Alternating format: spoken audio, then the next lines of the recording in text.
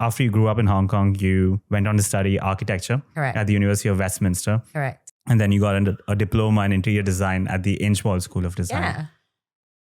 You've mentioned in a previous interview that when you're going to university, you're not certain that you wanted to be an architect, but you wanted to pick up skills, right? So you felt that business or management is something you could learn later. That's something that could be self-taught. But design skills or designing applications is something that you really want to pick up at university. Yeah. You now work in design and jewelry design.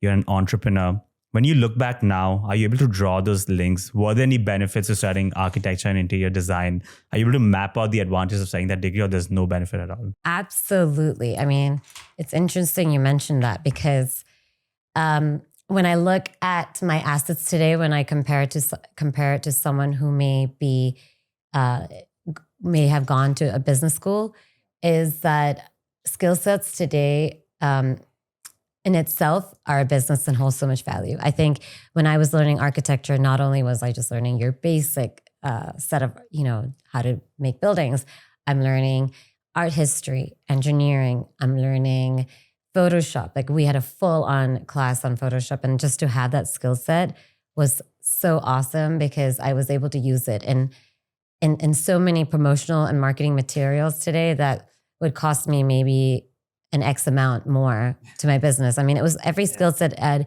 equated into some kind of dollar in the future.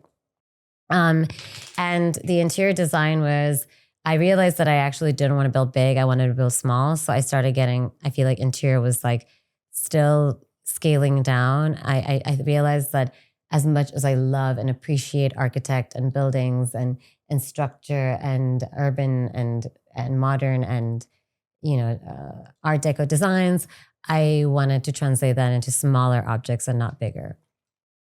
Oh, very interesting. And that was during the course itself that you realized that?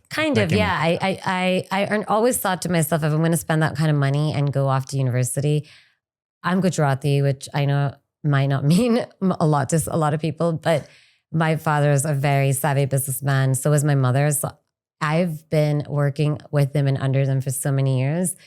It's not like I disrespect anyone that goes to learn on business and during their undergrad.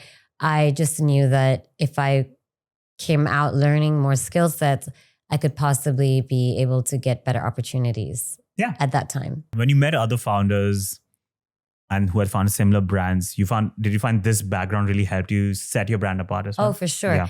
What's amazing about architecture, if I can put it into one sentence, is it really gives you the power to understand perspective and depth. So you are able to visualize scale. Like I can sort of guess what a meter, and what a final product can look like because I was trained to understand perspective and scale as an architecture or even an interior design. Yeah. You can look at a floor plan and think that sofa is going to be way too big based on that spatial dimension within the space. So then you translate that into other aspects of your life, like fashion or jewelry or design. It's like you can visualize a better sort of outcome of what it's going to look like, possibly quicker and faster than other people.